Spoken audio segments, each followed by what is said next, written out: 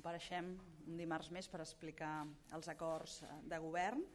Començarem amb l'explicació dels acords i després passaré la paraula a la consellera Meritxell Borràs, consellera de Governació i Relacions Institucionals, que com veuen m'acompanya perquè pugui relatar els acords relatius al seu departament. En primer lloc, el govern ha aprovat el Pla d'Atenció Integral a la Infància i a l'Adolescència de Catalunya 2015-2018.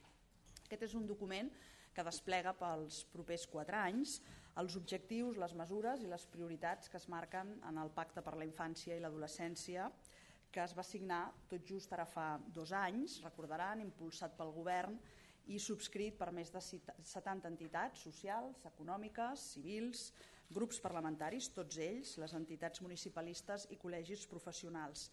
Aquest pacte està orientat a promoure polítiques integrals que tinguin en compte la perspectiva dels infants i dels adolescents, i el pla que avui hem aprovat inclou aquestes polítiques concretes que es desenvoluparan dins del sistema català de serveis socials, de manera que es garanteix una coordinació adequada de totes les actuacions que realitzen els diferents nivells d'intervenció, molt especialment centrades en l'àmbit de la prevenció.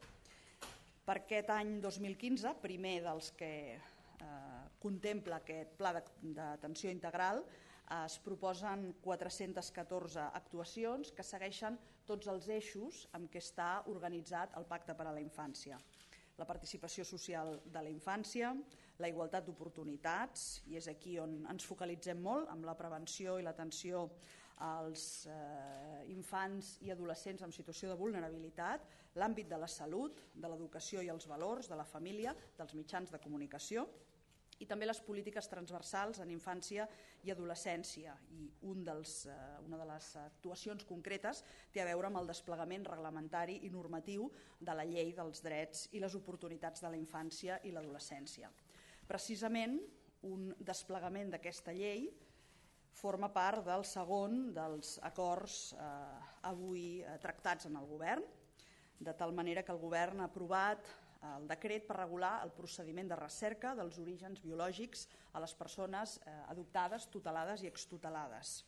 Aquest és el procediment, aquest decret regula el procediment que està recollit com un dret a la Llei de Drets i Oportunitats de la Infància i l'Adolescència, que reconeix el dret de conèixer els seus orígens. També és així en el Codi Civil de Catalunya. A partir de la presentació d'una sol·licitud per part de la persona interessada, el govern, en aquest cas mitjançant el Departament de Benestar Social i Família, obre un procediment que és confidencial, de mediació, que inclou l'acompanyament tècnic professional necessari per conèixer les circumstàncies en què es va produir la separació, aclarir les posicions que manifesten cadascuna de les parts i, si s'escau, preparar la trobada entre elles en les condicions que siguin més adequades. Per tant, permet conèixer la història personal i familiar i els antecedents socials. El decret avui aprovat també estableix mesures d'acompanyament als progenitors biològics en cas de que es constati que la separació del seu fill o filla del nucli familiar va resultar com a conseqüència d'una situació de discriminació derivada de l'entorn social o familiar. Com dèiem, aquest decret continuem desplegant la Llei de Drets i Oportunitats de la Infància i de l'Adolescència. Un altre acord de govern pel qual es crea l'Observatori per a la Mobilitat Segura, que té com a objectiu central la reducció del 50% de la sinistralitat mortal l'any 2020 respecte al 2010 i també una reducció del 40% dels ferits greus amb seqüeles permanents en aquest mateix període, d'acord amb el Pla Estratègic de Seguretat Viària. Vol esdevenir aquest observatori un gran banc d'intercanvi de dades, d'anàlisi i d'investigació relacionat amb el trànsit i la seguretat viària i també com un òrgan de consulta, de col·laboració i de participació.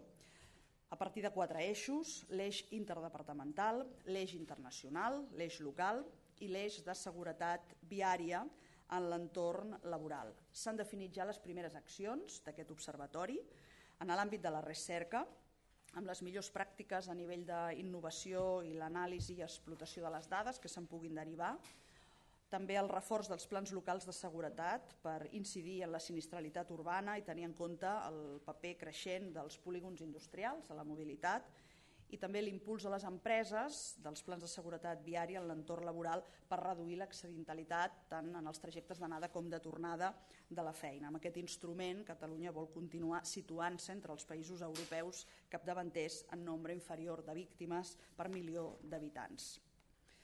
El Govern ha regulat també la formació sanitària especialitzada per millorar la qualitat formativa del personal resident i d'atenció sanitària, per tal de perfeccionar el sistema català de salut.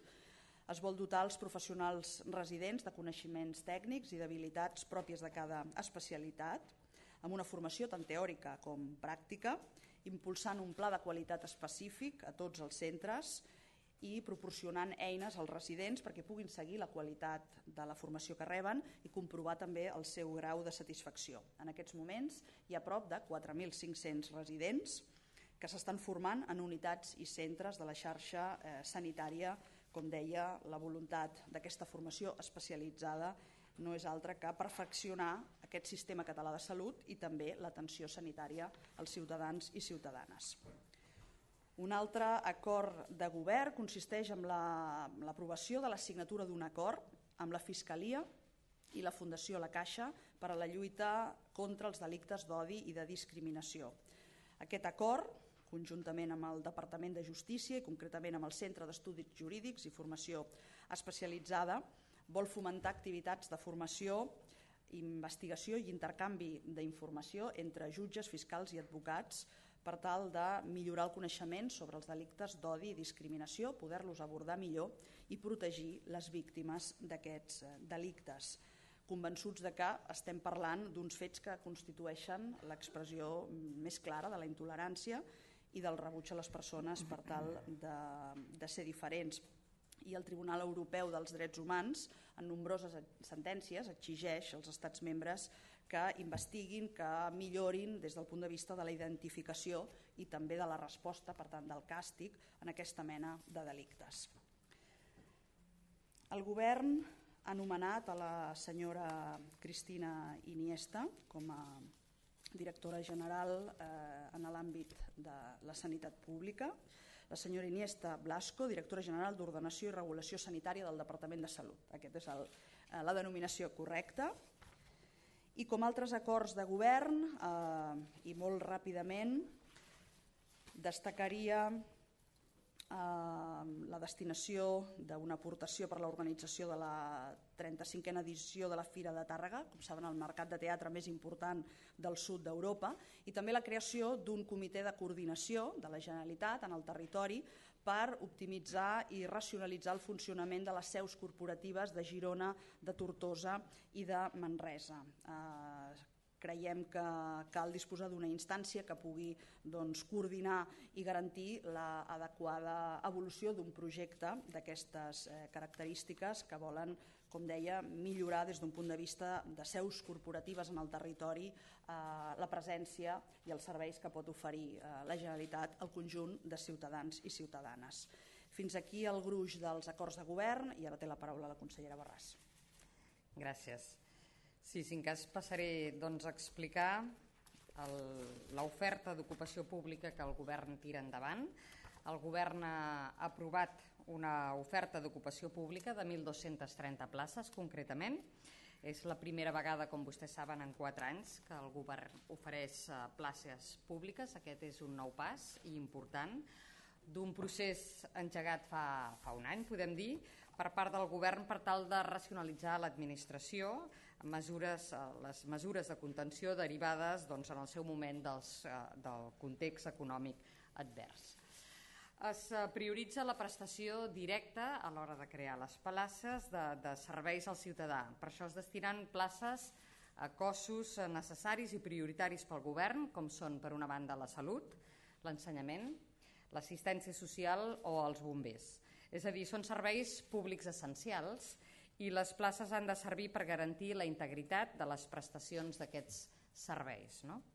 Trobaran més dades en la documentació que els hi hem adjuntat, però, per exemple, en l'àmbit de la salut hi ha 340 places, en l'àmbit de l'ensenyament en són 300, a l'assistència social, per una banda, 65, a l'educació social, 45, assistents socials i psicòlegs en l'àmbit penal, 150, bombers, 153, aquesta és una xifra que s'ha determinat en funció de les necessitats de cobertura territorial dels parcs de bombers.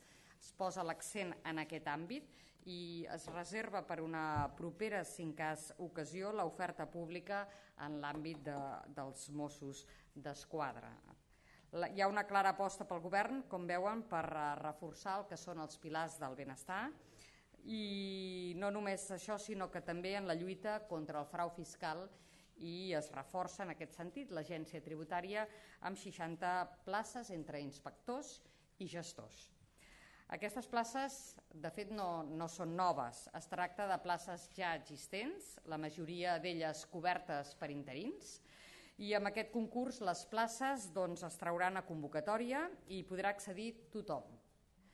I serà una manera que els interins tinguin una opció per consolidar les seves places, però insistim, s'hi pot presentar tothom. D'aquestes places, un 7% són reservades per persones amb discapacitats i dintre d'aquestes places, del 7, un 2 concretament, són places que es destinaran a persones amb discapacitats intel·lectuals i es farà una convocatòria específica, concretament de 24 places, per poder fer el 2% i així donar resposta a la voluntat del govern de seguir contribuint a la inclusió i a la inserció laboral d'aquests col·lectius. Aquesta oferta entenem que és un símptoma de la situació econòmica, per una banda, que comença a millorar, però també és, per una altra banda, després de 4 anys sense convocar oposicions i gràcies a l'esforç que s'ha fet, un esforç important de racionalització de l'administració, ara s'han pogut aprovar aquestes 1.230 places, insistim, fruit d'aquest esforç per part del govern. I el govern, a més, dissenya el repartiment de places pensant en els sectors més importants, entenem, i necessaris com la salut, l'ensenyament o l'assistència social, que són aquests pilars de l'estat del benestar. Per altra banda, el govern també ha aprovat un projecte de llei que permetrà crear la figura del directiu públic professional, una figura que podríem dir que està a cavall entre el servidor públic i el càrrec polític. La seva creació està prevista en l'ambiciós Pla de Reforma de l'Administració de la Generalitat de Catalunya, que ja va ser aprovat, i és un pla que busca que l'administració sigui més eficient, més eficaç, transparent i flexible.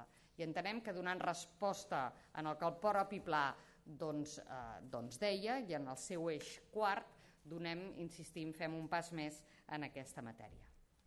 Aquesta figura és una figura que no s'inventa, podríem dir, el govern de Catalunya, que existeix en altres països, en democràcies avançades i consolidades, i com Gran Bretanya o com Holanda, i respon al compromís, insistim, del govern de professionalitzar el personal de l'administració de la Generalitat, poder-ne avaluar la feina i promoure el rendiment de comptes.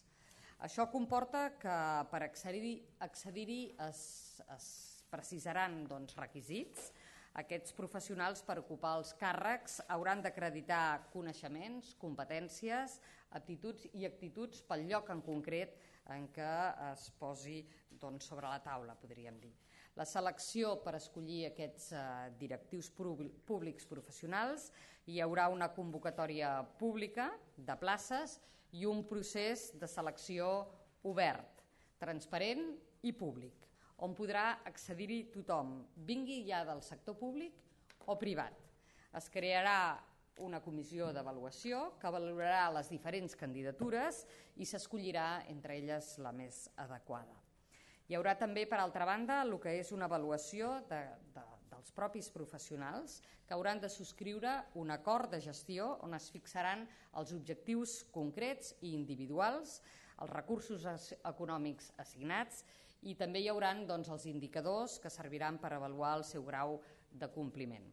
És un pas, entenem, important i necessari per millorar la qualitat institucional, el bon govern i la prestació de serveis ciutadans. De fet, podríem dir que s'emmarca també en tot l'impuls que des del govern s'ha donat a la transparència, al rendiment de comptes i entenem que aquesta figura dona resposta a les exigències que la societat i també el govern creu necessàries. Aquests serien els temes que hem portat a aprovar. Moltes gràcies, consellera. Si els sembla, començaríem amb les preguntes. Primer les cabines de ràdio. Sí. Quan vulguin. Jo en tenia una per la portaveu i una altra per la consellera de Governació. A la portaveu si han tingut ocasió d'estudiar i si donen crèdit a les balances fiscals que ha difós el Ministeri d'Hisenda avui, seguint la metodologia pròpia d'Àngel de la Fuente i que redueix a la meitat el dèficit fiscal de Catalunya que al seu dia va calcular la Generalitat. I per la consellera de Governació volia saber com gestionarà el seu departament el vot per correu de cara al 27S, donat que en les anteriors eleccions hi va haver problemes pels votants a l'estranger. Voldria saber quines recomanacions fa la Generalitat perquè es pugui garantir el dret a vot als emigrants i amb quins terminis es treballa, o si la recomanació acaba sent que qui s'ho pugui permetre, vingui a votar presencialment.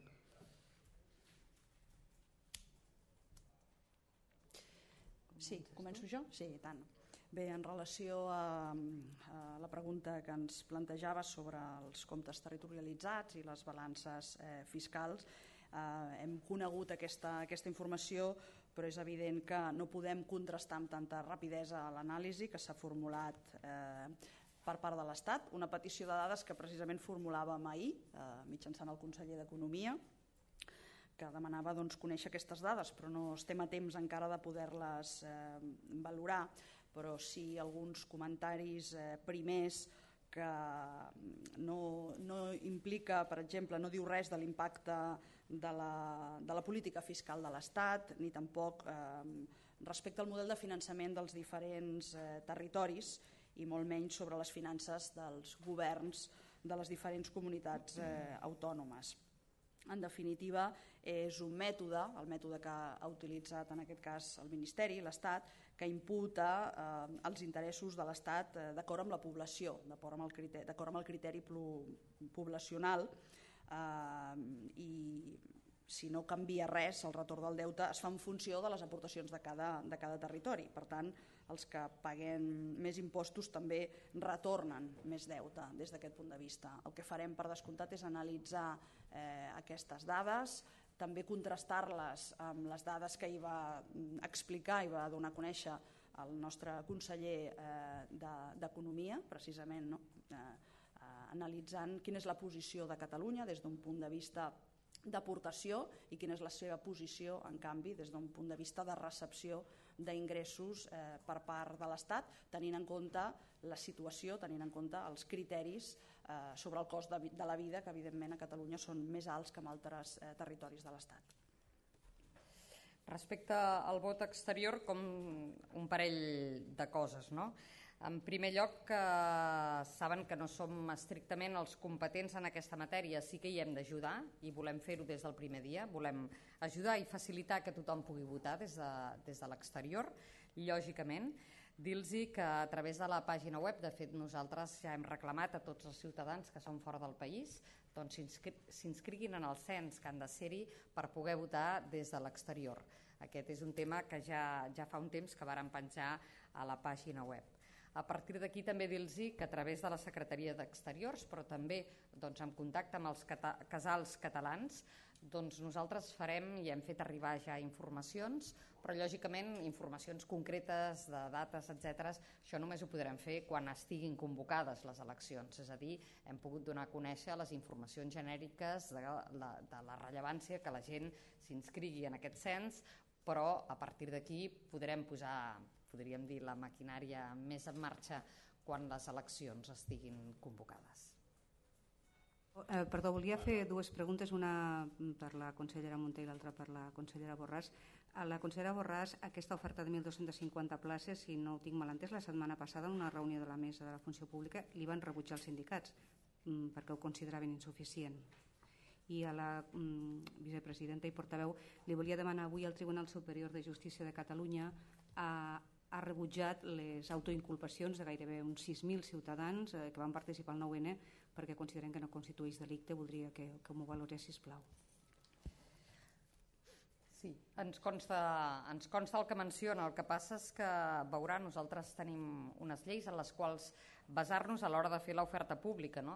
I per tant, en aquest sentit, nosaltres només podem oferir el 50% del que és la reposició de personal de l'administració. I en aquest sentit surt un càlcul molt exacte i és la xifra que els he dit. Per tant, no en podem oferir de més. És la que dona de si l'administració catalana per l'any, calculant el que és el que va haver-hi el moviment en el 2014, el 50%, insisteixo, doncs, de la taxa de reposició és aquesta xifra que és, si no m'equivoco, de 1.230. Per tant, és la xifra que es pot donar, no se'n pot oferir més i és el que hem donat al màxim que la llei ens permet. Sí, pel que fa a l'altra pregunta, el Tribunal Superior de Justícia manifesta que haver votat a la consulta del 9N no és delicte. Això, des del govern, i estic convençuda que des d'una gran majoria de la ciutadania ho teníem molt clar des del principi. Participar en el 9N no és delicte, votar no és delicte, és quelcom normal amb tot estat democràtic. I de la mateixa manera pensem que posar les urnes també és normal i és plenament democràtic. Sí, per la portaveu, jo voldria saber si s'ha fet alguna valoració de la presentació de Junts pel Sí i si el govern comença a preparar ja la convocatòria electoral o esperaran a que signi el decret de convocatòria. El govern valora molt positivament la presentació que es va fer ahir de l'acord i de la candidatura Junts pel Sí, per la claredat dels seus plantejaments i pels objectius que es van verbalitzar de treballar per la justícia social, per la igualtat d'oportunitats, pel creixement econòmic i fer-ho pensant que la independència és l'instrument, el millor instrument per assolir aquests objectius. A partir d'aquí el govern continua centrat, com ho ha estat sempre, amb les seves responsabilitats de cada àrea, de cada departament. La mostra és avui, una vegada més, els acords i les mesures que estem plantejant aquí.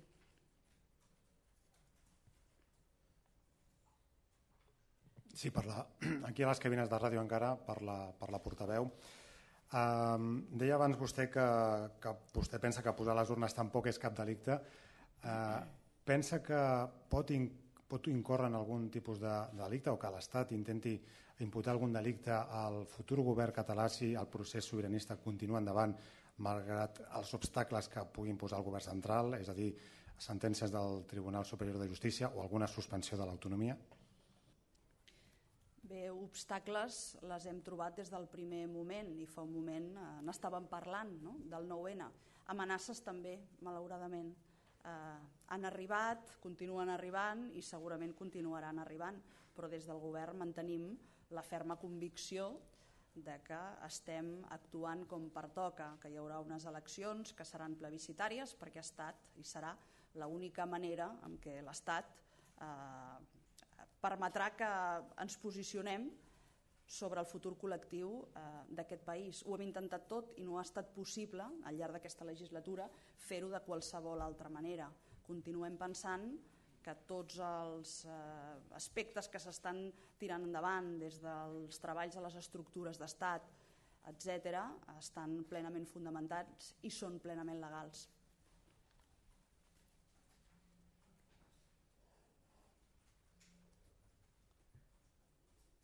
Passem al davant, sí? Endavant. Sí, a la consellera de Governació preguntar-li les places que es preveu per l'Agència Tributària de Catalunya són les suficients per si en aquest any cal posar en marxa ja una estructura d'estat com l'Agència Tributària de Catalunya. Aquí es preveu unes places, una vintena, si no tinc mal entès, de cos superior d'inspectors i 40 del cos tècnic de gestors tributaris. Són les suficients o la limitació que abans deia fa que no puguin convocar les necessàries per posar efectivament en marxa l'Agència Tributària de Catalunya si es produeix aquest 2015 la desconnexió? I a la portaveu, en les últimes hores diversos ministres del govern espanyol han intervingut en les valoracions al voltant de les persones o personalitats que poden integrar aquesta candidatura que hi es presentava, i en concret, per exemple, la figura de Pep Guardiola amb algunes valoracions crítiques cap a aquest tipus d'implicacions. Volia saber quina valoració fan de la implicació del govern espanyol a l'hora de fer aquestes valoracions. Sí, les places ofertades a l'agència tributària són de fet per cobrir el volum de feina derivat de les competències que a dia d'avui ja tenim.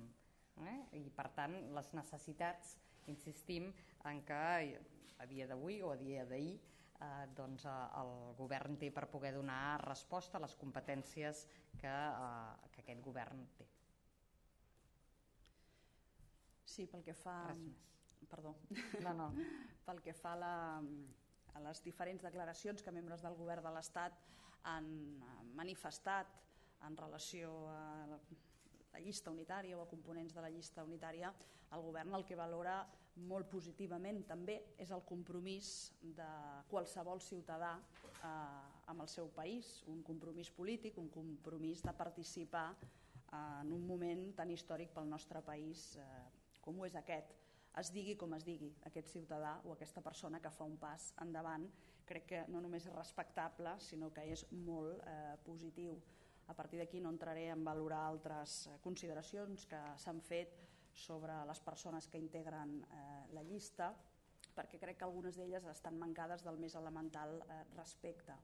Em refereixo a la menció que es va fer dels polítics, no polítics o mig pensionistes. Crec que això diu molt de l'educació de cadascú i nosaltres el que optem, perquè n'estem convençuts, és que és quelcom molt positiu que la ciutadania s'impliqui en un moment com aquest, com ho ha estat fent sempre des que el procés es va iniciar. Un aclariment al tema de l'agència tributària. Si aquesta agència hagués de començar a treballar, quantes places caldria convocar? Doncs en aquest moment, amb sinceritat, no li puc precisar. El que és segur és que el nombre de places convocades en aquest àmbit és per donar resposta a les necessitats actuals i entre elles, lògicament, també passa per el que és la modernització de la pròpia agència tributària. Sí. Jo li volia demanar a la portaveu quina majoria consideraria suficient el govern perquè després del 27S es pogués proclamar la independència. No sé si hauria de ser una majoria simple, un diputat més que el bloc no sobiranista, guanyar en nombre de vots, no sé quin és el criteri del govern en definitiva sobre aquest aspecte. Jo sé que aquesta és una pregunta recurrent per part de vostès, però no fixarem cap percentatge ni cap nombre. El que cal és treballar per assolir una majoria que sigui suficient, que sigui incontestable, que permeti comptar-nos a tots aquells i aquelles que estem clarament a favor del sí, d'una Catalunya independent, perquè estem parlant d'unes eleccions que el que volem és que puguin ser llegides en clau plebiscitària i que els seus resultats també siguin clars i meridians, no només a Catalunya, no només a l'Estat, sinó també a nivell internacional. Per tant, una majoria suficient per poder tirar endavant amb tot aquest procés, amb totes les garanties. Però no considera el govern que els votants haurien de tenir una pauta, una regla a l'hora d'anar a votar per saber quin és el sentit del seu vot, per escollir aquest sentit? No sé si el govern troba normal que a un mes i mig el govern no tingui un criteri fixat sobre aquest aspecte i si la ciutadania no mereix tenir un criteri clar per poder votar.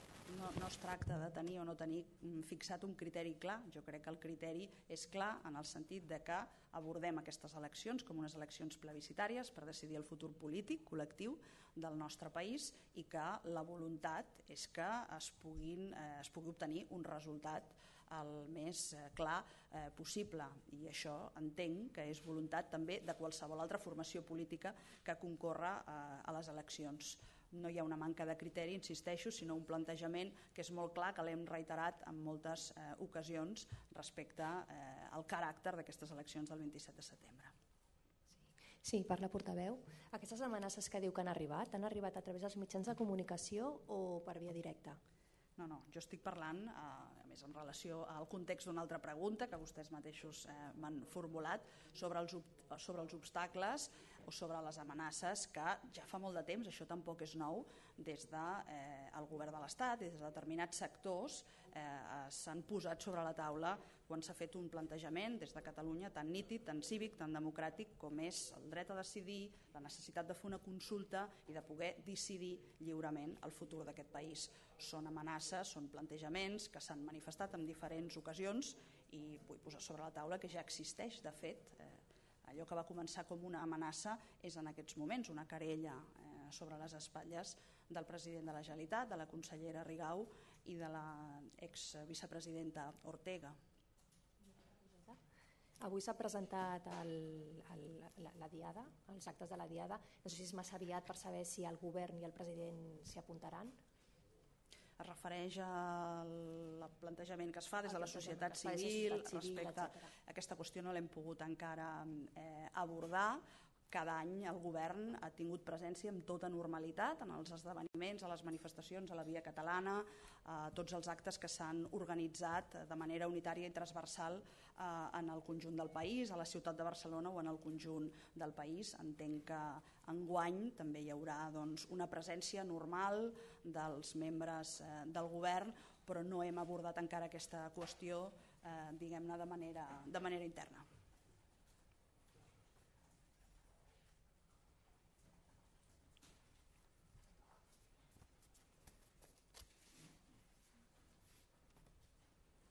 Pregunta per la consellera de Governació si s'ha plantejat en algun moment el govern abordar la negociació amb els sindicats de la funció pública respecte a la reposició, un calendari de reposició de les pagues extres suprimides en els anys anteriors. Crec que han estat 3 exercicis, i per què fins ara no s'ha plantejat aquesta possibilitat o s'ha obert aquest possible procés negociador de reposició?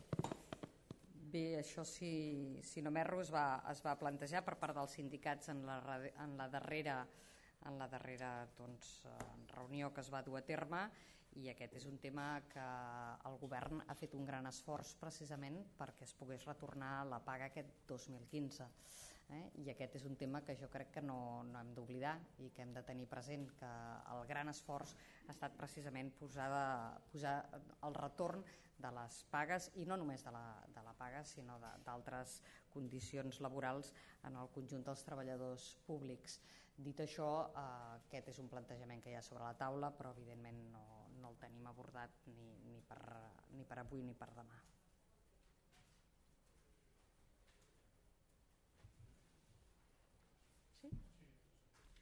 Sí, volia preguntar a la consellera Meritxell Borràs que últimament es crea ocupació, i és un tema internacional bàsicament, a base de salaris cada cop més baixos.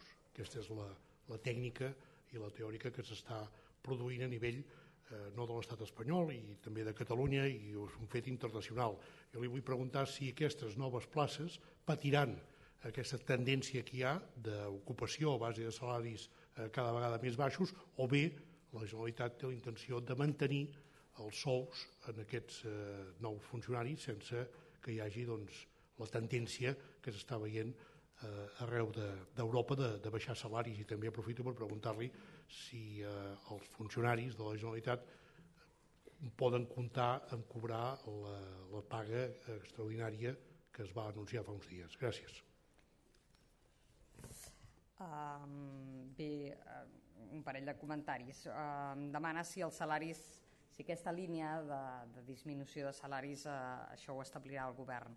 En primer lloc, dir-li que no per 2 motius. Un, perquè la llei primer no ho permet, o al revés, en segon terme perquè la llei no ho permet, i en primer perquè tampoc ho creiem convenient, i per tant en aquest sentit la mantenció, el mantenir el que són els salaris, siguin nous treballadors o no. I respecte a la paga, què m'ha preguntat? Disculpa. No, si al final es compliran tots els terminis que hi havia per pagar els funcionaris de la Generalitat. Sí. Aquest és el plantejament que es va fer i l'objectiu, i per tant treballarem perquè així sigui, lògicament. Sí.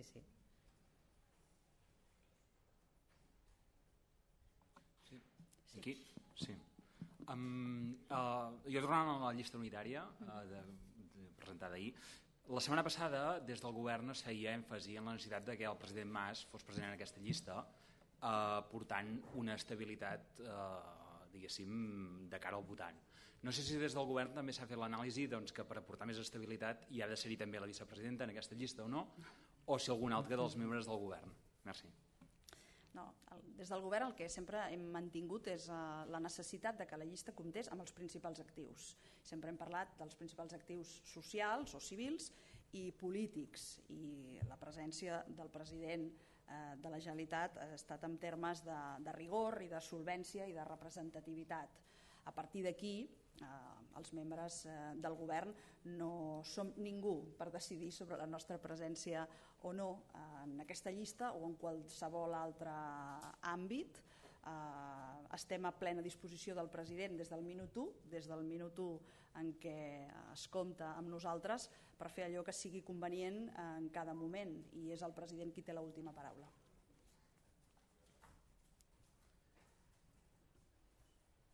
Si no hay más preguntas en catalán. No hi ha més preguntes en català? Doncs podem passar a la traducció. Pues, portavoz, si en castellano podría repetir un poco la valoración que ha hecho acerca de las palabras del ministro del Interior contra Guardiola, que concretamente lo ha tildado de que se dejaba guiar, o que durante bastante tiempo ha debido dejarse guiar por el Dios dinero, porque ha recordado que él llegó a jugar incluso con la selección española. La pregunta no era aquesta exactament, però en tot cas la resposta és la mateixa i ara la faré en castellà. El govern valora muy positivamente el compromiso de cualquier persona, compromiso político, compromiso cívico ante el momento histórico que está viviendo nuestro país. Se llame como se llame esta persona, provenga del sector que provenga. Hemos considerado que era muy interesante contar con los principales activos sociales y políticos de este país. Por lo tanto, la valoración es muy positiva de todas aquellas personas que hagan un paso al frente para implicarse y para comprometerse con este aspecto, con el país, con su futuro, en un momento tan importante como el que estamos viviendo. Sí, en castellano también, la valoración que ha hecho también el ministro del Interior sobre que están haciendo el indio, y luego también la vicepresidenta del Gobierno ha dicho que nadie puede estar por encima del bien y del mal, y si la Generalitat se va a saltar o no la ley. Aquestes tampoc són preguntes que se m'hagin formulat abans, però en todo caso he dicho antes también que no entramos a valorar este tipo de declaraciones. El Gobierno está convencido que está actuando correctamente, que está actuando dentro de la legalidad, y no entramos a valorar declaraciones que en muchos casos están faltadas del mínimo sentido de la educación. ¿Y se saltarán la ley o no? Aquesta no és una pregunta que se m'hagi formulat abans, jo crec que ho hem plantejat en aquests termes. No nos hemos saltado ni nos saltamos la ley, estamos actuando dentro de la legalidad. Luego, sobre esas amenazas que ha dicho que siguen recibiendo por parte del Gobierno. He comentado que obstáculos han existido siempre y amenazas también desde el punto de vista del Gobierno del Estado o de otros sectores. En cada momento vamos buscando el camino, vamos buscando la fórmula de ir saltando todos estos obstáculos y estas amenazas que efectivamente han ido llegando. La mayoría necesaria, porque ayer tampoco quedó muy claro cuál era. Desde el Gobierno no hemos fijado en ningún momento, ni lo haremos, un porcentaje o un número determinado de escaños, ni ningún porcentaje. Lo que planteamos es la necesidad de obtener una mayoría suficiente como para que la lectura del resultado de las elecciones plebiscitarias del 27 de septiembre sean claras y diáfanas en Cataluña, lógicamente, pero también para el conjunto del Estado y a nivel internacional, una mayoría suficiente para continuar avanzando en un proceso democrático, en un proceso que nos conduja a la independencia de Cataluña. El tema de esas balanzas fiscales, el resultado que ha salido. Sí, comentaba también antes en relación a las balanzas fiscales que, en primer lugar, agradecemos que se publiquen. Precisamente ayer el propio conseller d'Economia pedía estas cifras, pedía estos datos, pero debemos lamentar que una vez más sean unas balanzas fiscales que se plantean de una manera muy poco abierta, muy poco transparente, desde la sombra, podríamos decir, y que durante muchos años se han negado. Nosotros consideramos imprescindible que se pongan sobre la mesa estas balanzas fiscales, porque sabemos también a partir de nuestros estudios y de nuestros datos, que son mucho más dinámicos, que existe un déficit fiscal crónico en Cataluña. Ayer mismo, insisto, el conseller d'Economia planteaba unos datos que muestran cómo Cataluña, siendo una de las primeras comunidades autónomas desde el punto de vista de la aportación, es de las que menos recibe, cuando además el coste de la vida, que es un elemento, un indicador que debería tenerse en cuenta, es en Cataluña de los más altos del Estado. Las hemos conocido hace pocas horas, por lo tanto necesitamos poderlas contrastar, pero en todo caso ha sido una petición, ha sido una reclamación, diría yo, del Govern de Cataluña a lo largo de muchos años, poder poner estas balanzas fiscales sobre la mesa y poderlas discutir. Insisto con el tema de la legalidad, porque ayer sí que Romeva sí que decía que diga lo que diga el Estado, las trabas que se pongan, bueno, que ellos seguirían con el camino. ¿La Generalitat está dispuesta a una declaración unilateral de independencia o a saltarse explícitamente la ley española? El Govern plantea que las cosas se han hecho bien y se están haciendo bien.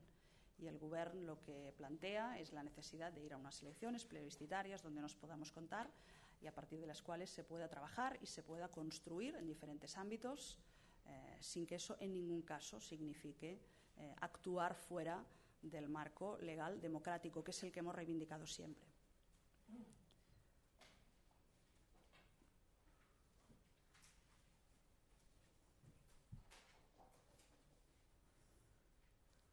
No hi ha més preguntes, podem deixar-ho aquí. Moltes gràcies i bona tarda. Molt bé.